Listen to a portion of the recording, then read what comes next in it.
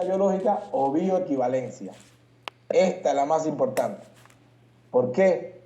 Porque si entre dos fármacos aún existe, o sea, si aunque existiera equivalencia química, no existe equivalencia biológica, no pudiera obtenerse equivalencia terapéutica. Por tanto, si no existiera equivalencia biológica, no existiera la misma biodisponibilidad, y aunque tenga la misma equivalencia química, no tendría la misma equivalencia terapéutica. Bien, por tanto, la equivalencia más importante es la equivalencia biológica o bioequivalencia. Bien, ¿se entiende eso o vuelvo a explicarlo? Puede volverlo a explicar, doctor, por favor. A ver. Equivalencia química, ¿se entiende? Sí, o sea, es repetir por qué la equivalencia biológica es la más importante. Ya. La equivalencia biológica es la más importante porque, a pesar de que, primero porque ella es la que relaciona las otras dos equivalencias. O sea, la equivalencia biológica relaciona las otras dos equivalencias. ¿Ya? Para que exista equivalencia biológica, tiene que haber equivalencia química. Y para que exista equivalencia terapéutica, tiene que haber equivalencia química y biológica. ¿Ya? Son como una cadena, ¿no?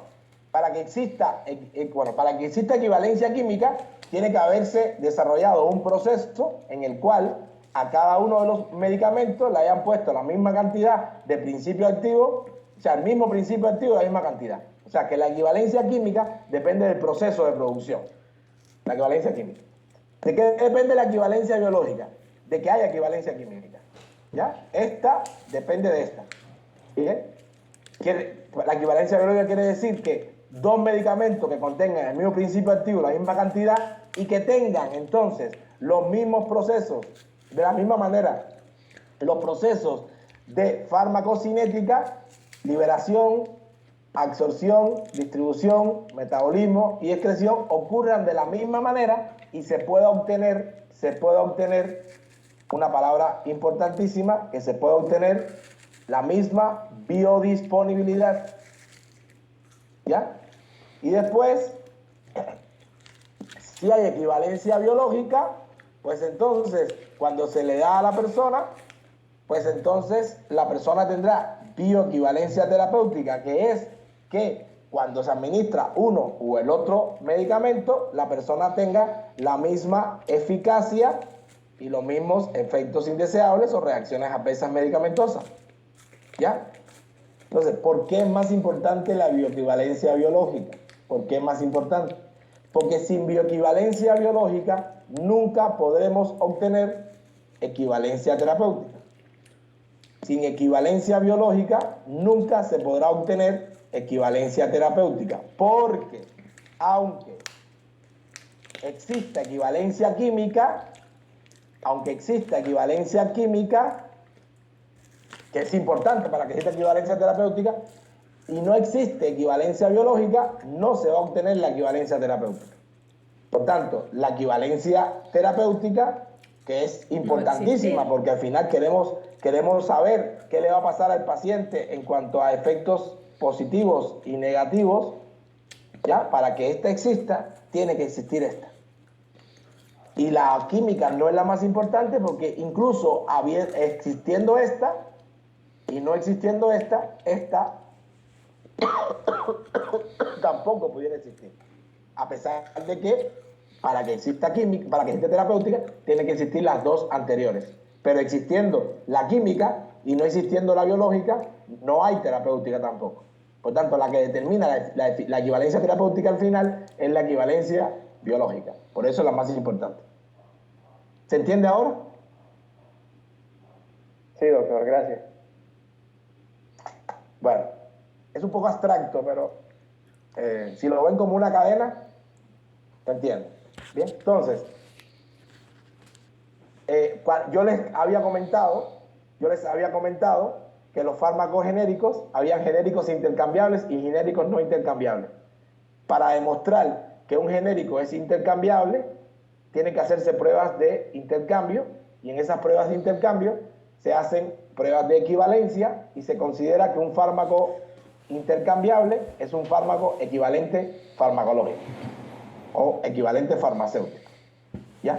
Lo único, tiene que tener exactamente las mismas cosas y lo único que puede cambiar son los excipientes y los procesos y las formas de elaboración. Solamente estas dos cosas pueden cambiar. Todo lo demás tienen que ser lo mismo para uno poder decir que dos productos farmacéuticos son equivalentes. ¿Sí? Y entonces, la OMS, que hace estudios sobre biodisponibilidad, sobre bioequivalencia, sobre intercambiabilidad, para saber la calidad con la cual se están produciendo fármacos en diferentes laboratorios farmacéuticos del mundo, ha encontrado, ¿verdad?, problemas importantes de biodisponibilidad y de bioequivalencia en un montón de fármacos. ¿Ya? Y ahí están algunos de los que se han encontrado problemas de biodisponibilidad y de bioequivalencia. ¿Ya? Aquí estamos. Aquí hay una lista, otra lista. Bueno, ahí está. Bien. Bueno. Y bueno. Industria químico-farmacéutica. Ya hemos hablado, la hemos mencionado varias veces. La industria químico-farmacéutica o en algunos casos solamente industria farmacéutica. En la página del aula virtual de farmacología hay una sección, esos cuadritos, esas rejillas que hay una sección que se llama industria farmacéutica. Y dentro hay varios, creo que hay dos instituciones que representan a la industria químico-farmacéutica en América Latina. Léanse ahí algunas cosas que hay, porque van a tener que realizar una actividad evaluativa en grupo. Va a ser la primera actividad evaluativa que van a hacer en grupos. Tienen que formar ahí en las orientaciones de la actividad, va a estar de cuántos son los integrantes del grupo, pero generalmente los grupos están integrados entre 2 y 4 personas. Entre 2 y 4 personas. Como es un grupo, una persona no es un grupo, es uno. Entonces, un grupo empieza a partir de 2. 2 y 4 es lo máximo porque está más que demostrado que cuando hay muchas personas en un grupo, unos se acomodan a otros y al final lo que uno tiene es más quejas que resultados. No, que si lo no trabajan, que no sé qué. Entonces, las actividades no son tan largas como para que haya más personas que más de 4. Entonces, grupos de 2 a 4. Si hay alguna persona que cree que trabaja mejor sola, pues lo puede hacer. Yo les recomiendo que lo hagan en grupo porque es mucho. Una de las habilidades que tenemos una de las competencias que tenemos que adquirir como médicos y como profesionales de la salud es trabajar en grupo. ¿Verdad? El trabajo en grupo, el trabajo en equipo es súper importante para poder desarrollar la actividad médica. Con otros colegas médicos, con enfermeras, con microbiólogos, con técnicos de laboratorio, con un montón de gente. ¿Bien? Entonces, igual, forman grupos y hacen la actividad en grupos. Entonces,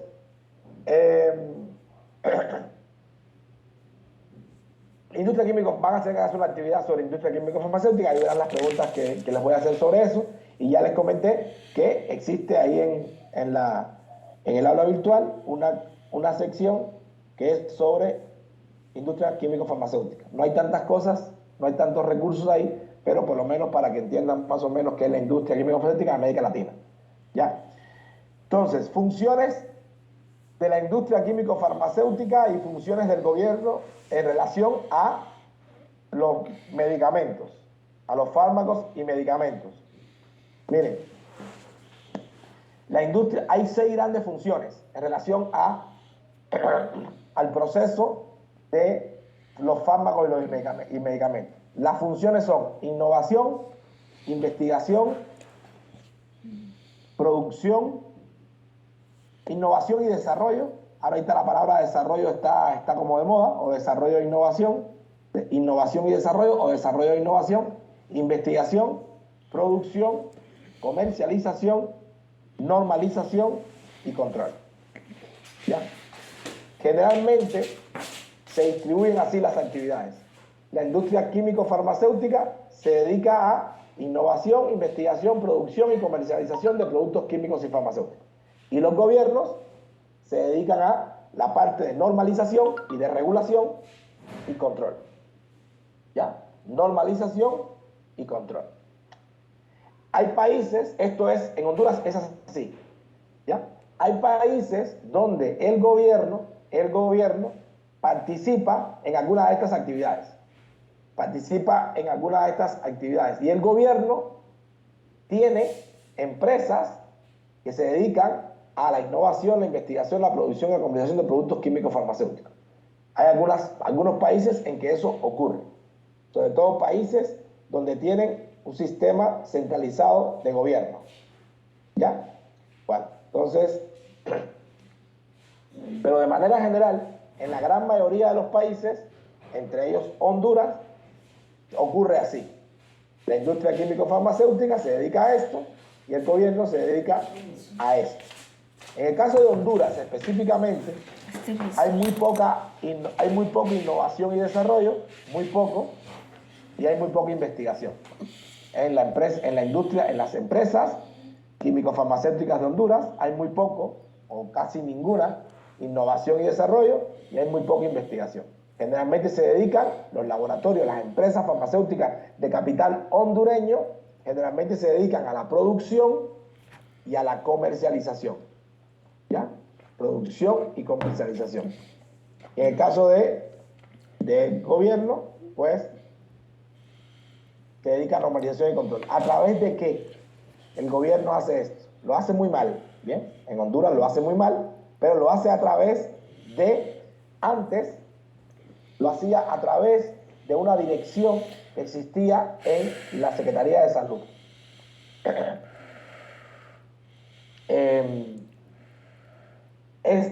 Pero ahorita se creó, hace unos años para acá, se creó una agencia reguladora estatal que es independiente de la Secretaría de Salud, es independiente y que pertenece directamente al gobierno central. ¿Ya? Que es se llama Agencia de Regulación Sanitaria y se conoce por las siglas de ARSA. No sé si han escuchado hablar de ARSA ahorita con la COVID. No, doctor. Bueno, en Honduras existe ARSA, A-R-S-A, que significa Agencia de Regulación Sanitaria, y en el aula del campus virtual hay una sección, otra sección, al lado de la sección que le estaba diciendo yo, que tiene que ver con la industria químico-farmacéutica o la industria farmacéutica, al lado hay una sección que se llama agencias regulatorias o reguladoras, agencias reguladoras. Y dentro de esas agencias, es más, lo voy a buscar aquí, esperen un instante. Vamos a entrar al campo virtual. Ay, me siento súper mal. ¿Y esto aquí? Ya. Ay. Vamos a poner aquí, campus virtual. Pongamos aquí, campus virtual. ¿Ya? Entramos aquí.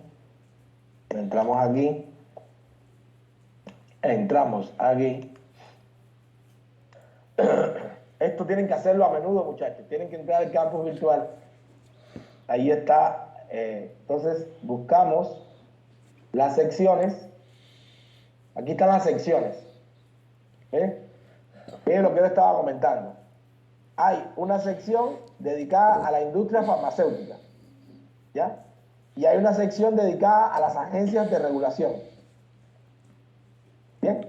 Entonces, si entramos a esta sección, para ahí hay una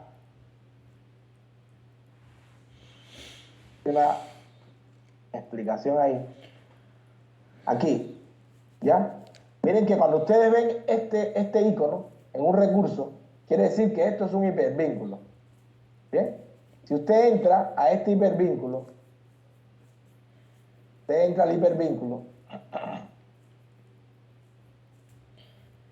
Ahí está. Por ejemplo, entra a esta página. Y en esta página están todas las agencias reguladoras de los diferentes países del mundo. Miren, si usted va a América, ¿ya? En América, si usted busca en América, usted ve, aquí dice, bueno, Antillas Holandesas, Argentina, Bahamas, Bolivia, Brasil, Canadá, Chile, Colombia, Costa Rica, Cuba, El Salvador, Estados Unidos. Miren, si usted ve en Estados Unidos dice la FDA.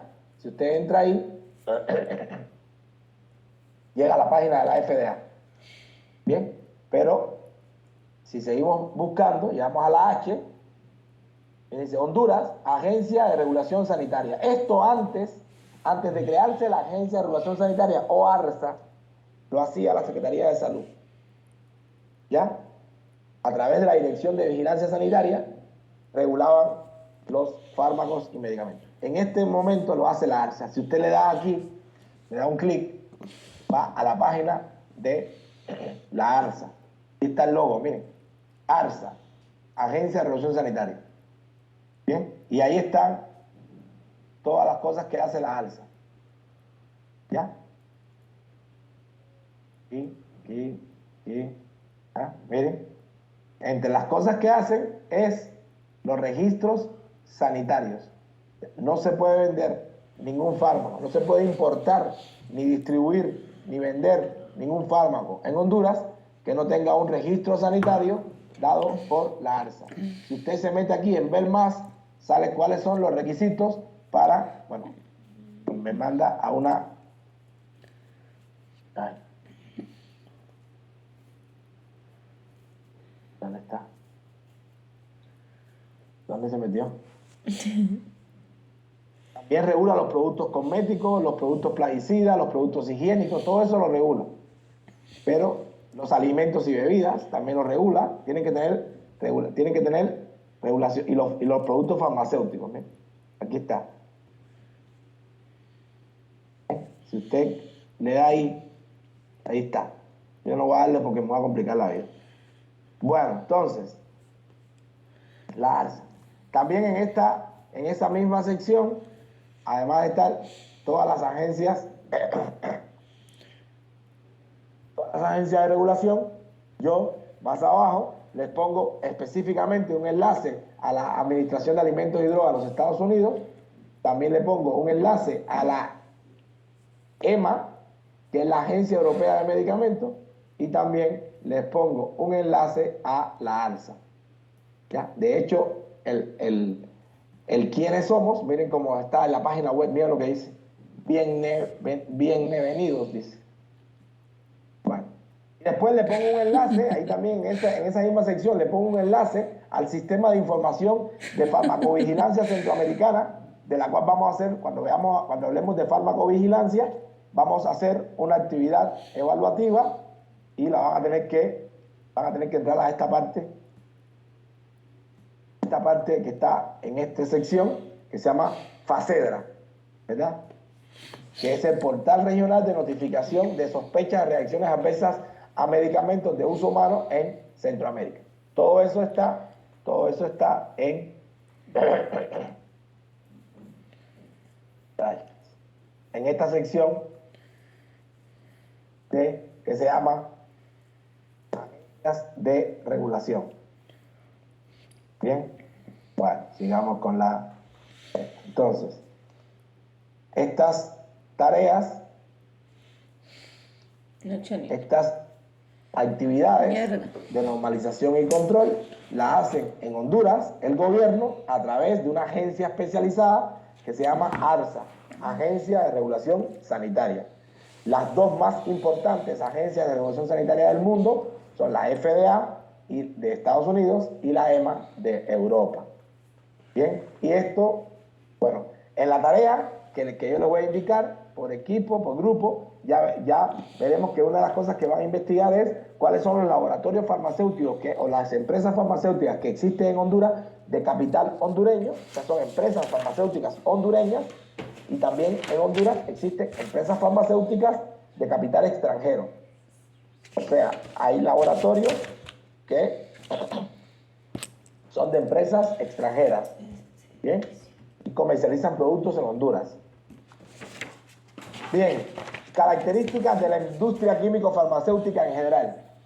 Bueno, la industria químico-farmacéutica tiene varias características que la hacen una industria bastante diferente al resto, bastante especial. Una es tiene un alto nivel de complejidad, porque se producen en esa industria, para producir fármacos, pues se realizan procesos muy especializados, ¿ya? También necesita muchísimos recursos para invertir y para generar otros recursos que se puedan invertir también en esta industria. Recursos son millonarios. En algún momento vamos a hablar más adelante, cuando hablemos de investigación farmacológica, la cantidad de dinero que invierte una empresa farmacéutica para poder producir, primero, para poder tener un fármaco y producir un medicamento. Toda la cantidad de recursos que tiene que invertir, ¿ya? Y dentro de estos recursos está también el talento humano. O sea, recursos de talento humano muy especializado, ya con mucho conocimiento sobre muchas áreas de las ciencias. Ciencias médicas, ciencias farmacológicas, la microbiología, un montón de cosas, de química, mucho. Después, otra característica importante, que ocurre en todas las industrias, pero en la industria es la competencia. O sea, la cantidad de empresas que existen dentro de la industria que se dedican a innovar, investigar, producir y comercializar productos farmacéuticos. Muchas firmas, muchas marcas y muchos países, ¿ya? Y otra cosa importantísima dentro de la industria químico-farmacéutica son los derechos de la propiedad. Ya hablamos de eso un poquito, ¿ya? O la gran mayoría de los productos farmacéuticos que se descubren, que se investigan, pues después están cubiertos por derechos de propiedad dados por las patentes. Y también por ejemplo, hay profesionales del derecho dedicados exclusivamente a la industria químico-farmacéutica, ¿ya? Que son los que aconsejan a la industria químico-farmacéutica sobre los derechos de propiedad y todo eso. Entonces son 4 características importantes: lo complejo de sus procesos, la magnitud de los recursos que invierte, entre ellos talento humano, la gran cantidad de empresas que se dedican a esto, la gran competencia que existe y todo lo que tiene que ver con derechos de propiedad. Y discusiones importantes sobre si ciertos tipos de fármacos no deberían de tener derechos de propiedad. Bueno, entonces, algunas cosas aquí que les voy a hablar sobre procesos tecnológicos, métodos de investigación, personal especializado y equipos especializados. Bueno, aquí están los procesos tecnológicos. Está el proceso de descubrimiento e investigación, ¿ya? Todo lo que se hace en los procesos tecnológicos. Bien, todas estas cosas se hacen. Miren aquí el tiempo que se demora los diferentes procesos. Por ejemplo, la duración promedio del proceso de descubrimiento e investigación es de aproximadamente de cada uno de los fármacos, ¿ya? Es de aproximadamente 3.5 años. En aquellos países internacionales farmacéuticos con una amplia infraestructura investigativa. En los países y empresas con menor desarrollo con menor desarrollo técnico y científico, pues este proceso de descubrimiento e investigación se puede demorar entre 5 y 6 años para un producto, para cada producto, ¿ya? Hay productos más rápidos, otros más lentos, pero esto es como promedio, ¿ya? Como promedio, en los países desarrollados, 3 años y medio, en los países menos desarrollados, entre 5 y 6 años. En aquellos países menos desarrollados que hacen descubrimiento e investigación, por ejemplo, en Honduras no se hace. El proceso de desarrollo de fármacos, que tiene que ver con los estudios clínicos y los registros farmacológicos. Miren, la duración promedio es de aproximadamente 11, casi 12 años en los estudios clínicos y registros farmacéuticos. Casi 12 años. Los estudios clínicos aproximadamente, estos promedios todos, ¿no? 68 meses. Los registros, para registrar un producto farmacéutico, pueden demorarse hasta 30 meses, o sea, 2 años y medio, para poder registrar todo el proceso que lleva el registro de un producto farmacéutico. Y esto cuesta, este proceso cuesta, según un costo promedio, de 231 millones de dólares por cada nuevo medicamento en el mercado. 231 millones de dólares es lo que invierte la industria farmacéutica en estos procesos. Dice que 1 de cada 10.000 moléculas que entran al proceso de descubrimiento e investigación pasan al proceso de desarrollo. 1 de cada 10.000 moléculas. 1 de cada 100.000 moléculas que pasa a los estudios clínicos logra al final el registro farmacéutico. 1 de cada 100.000 moléculas. Dice que 3 de cada 10 nuevos medicamentos con registro farmacéutico es capaz de recuperar su inversión inicial. Solo 3 de cada 10 nuevos medicamentos recuperan su inversión inicial. Pues, bueno, recuperan su inversión inicial y también recuperan la inversión de los otros que no la recuperaron, ¿verdad? Por tanto, es una industria que al final recupera su inversión, y si multiplicamos estos dos primeros elementos, dice que por cada 1 millón de moléculas, que se incorpora al descubrimiento e investigación, solo 3 recuperan su inversión inicial. ¿Ya? Por tanto, miren cuántas moléculas tienen que investigarse continuamente. La industria farmacéutica está investigando nuevas moléculas que obtiene de la naturaleza, de los vegetales, de los animales, o moléculas que sintetiza directamente en el laboratorio. Miren cuántas moléculas tienen que descubrirse e investigarse para que realmente podamos tener la cantidad de medicamentos que tenemos en la farmacia. Procesos bastante complejos y bastante largos, ¿ya?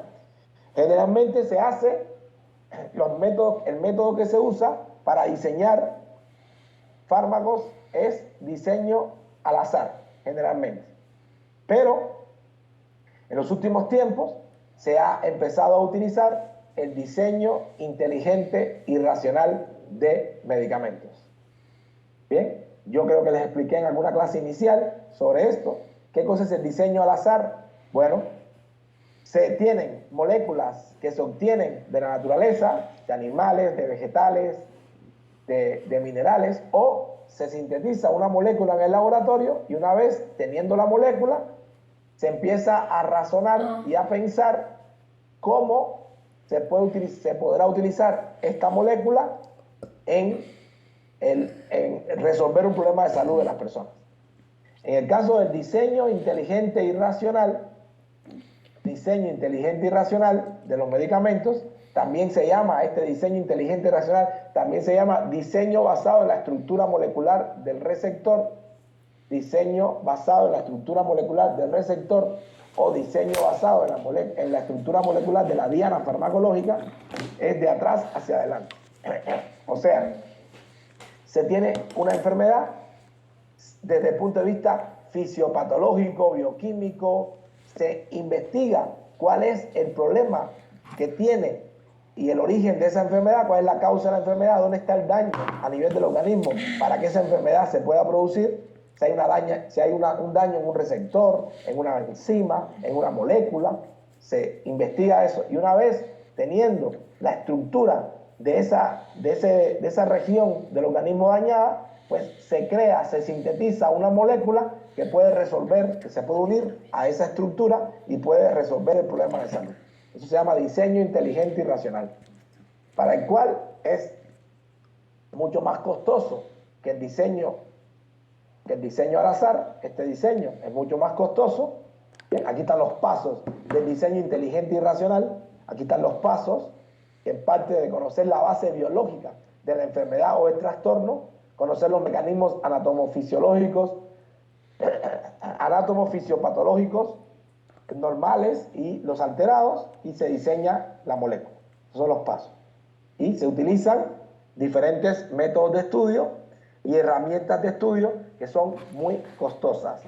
Por eso al final hay fármacos que cuestan mucho producir. Después está el medicamento en la farmacia y generalmente los fármacos que se obtienen por diseño inteligente y racional cuestan mucho más caros que los fármacos que se diseñaron o que se diseñan utilizando los métodos tradicionales. Bien. Bueno, habíamos hablado que el personal que participa en la industria químico-farmacéutica es muy especializado, generalmente personal que viene de diferentes áreas de la ciencia, de la química, de la farmacia, de la medicina, de la física, de algunas ingenierías como la ingeniería química, la ingeniería industrial, personas que saben, tienen mucho conocimiento sobre la tecnología, sobre microbiología, ¿ya? Porque no sé si no han entrado seguro, pero a lo mejor sí. Si ustedes entran a una empresa farmacéutica, verán que las características de que uno entra y tiene que colocarse todos los equipos de protección personal contra riesgos biológicos que protegen a la persona, pero también protegen a las instalaciones de que se puedan contaminar con elementos extraños al proceso de producción, pues verán que esos procesos son muy complejos. Realmente esas empresas tienen unas áreas que se llaman áreas limpias, que tienen que tener unas medidas estrictas de control de la limpieza de las áreas y todas estas cosas, ¿verdad? Entonces uno entra a una empresa farmacéutica y uno se da cuenta de lo caro que es mantener una empresa farmacéutica. ¿Ya? Bueno. Antes, hace mucho tiempo, hacíamos visitas a empresas farmacéuticas. Íbamos sobre todo a empresas farmacéuticas de capital hondureño, íbamos hace, qué sé yo, 6, 7, no más, hace 10 años, más para allá. Y llegó un momento en que se dejaron de hacer esas visitas, o sea, rompimos los vínculos, o sea, no seguimos haciendo esas visitas, pero se hacían. Bien.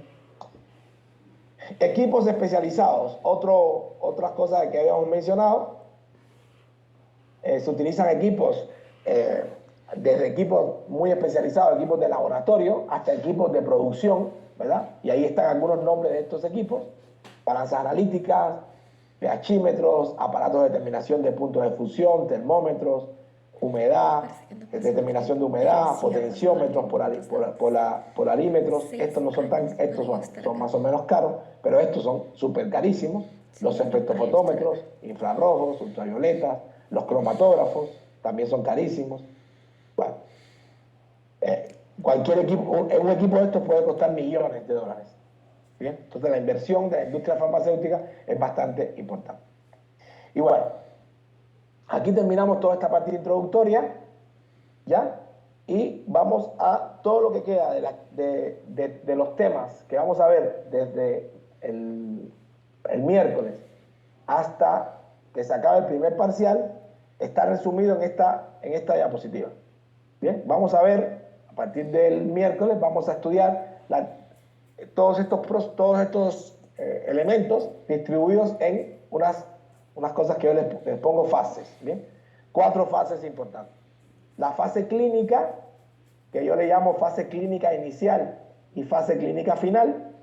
La fase clínica, en la fase clínica, la fase farmacéutica, que es muy corta, la fase farmacocinética, vamos a estudiar los procesos farmacocinéticos, y la fase farmacodinámica, ¿no? La fase clínica, en la fase clínica vamos a ver conceptos súper importantes como por ejemplo dosis, forma farmacéutica, vía de administración. Vamos a hablar de los efectos de los fármacos, ¿ya? La fase clínica. En la fase farmacéutica veremos algunos conceptos que tienen que ver con la farmacéutica de los fármacos, que son por ejemplo la desintegración, la disolución, la liberación. Vamos a verla acá.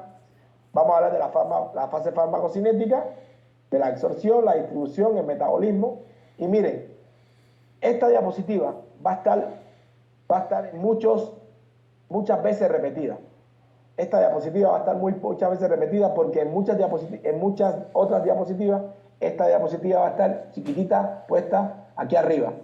¿Ya? Al momento de que la hice, o que alguien me la hice porque la mandé a hacer, puso acá eliminación. ¿Ya? Y la palabra que va aquí no es eliminación. ¿Cuál es la palabra que va aquí? Excreción. ¿Verdad? Perfecto. ¿Verdad? Aquí va excreción. Ya lo habíamos visto en la clase pasada. Habíamos visto LACME, liberación, absorción, distribución, metabolismo y excreción. ¿Ya? Y qué bueno que se equivocó la persona que lo hizo, porque la palabra eliminación también existe y la vamos a estudiar. Y una de las cosas más importantes que vamos a estudiar es la diferencia que hay entre el término eliminación y el término excreción. ¿Ya? Vamos a ver la diferencia que hay entre eliminación. De hecho, es una de las preguntas del examen, del primer examen parcial. La diferencia que hay entre eliminación y excreción de fármacos. Pero la que se considera una fase farmacocinética es la excreción, no es la eliminación. Por lo tanto, aquí va excreción. Bien, la persona que me hizo la diapositiva y después yo le expliqué y me dijo, ah, qué interesante. Bueno, pero sí existe la palabra eliminación, pero no es el nombre de uno de los procesos farmacocinéticos. Está dentro de uno de ellos. ¿Bien? Y aquí va excreción. ¿Bien? Y después veremos la fase farmacodinámica, donde veremos muchísimas cosas interesantes, entre ellas dos de las más interesantes, que son el mecanismo de acción de los fármacos, las acciones farmacológicas, entre ellas las reacciones adversas medicamentosas y un montón de otras cosas. Esto es lo que vamos a ver a partir del miércoles hacia adelante. Vamos a tener el primer examen parcial, va a estar dividido en dos partes. Ya ustedes lo saben porque se los expliqué y ahí están las fechas. Porque como hay tanta materia, vamos a tener un examen. La primera parte del examen va a ser de todo este contenido. De todo lo que hemos dicho hasta hoy, todo lo que hemos hablado hasta hoy, más todo esto. ¿Ya? Todo lo que hemos hablado hasta hoy, hasta excreción. Todo eso va a estar en la primera parte del primer examen parcial.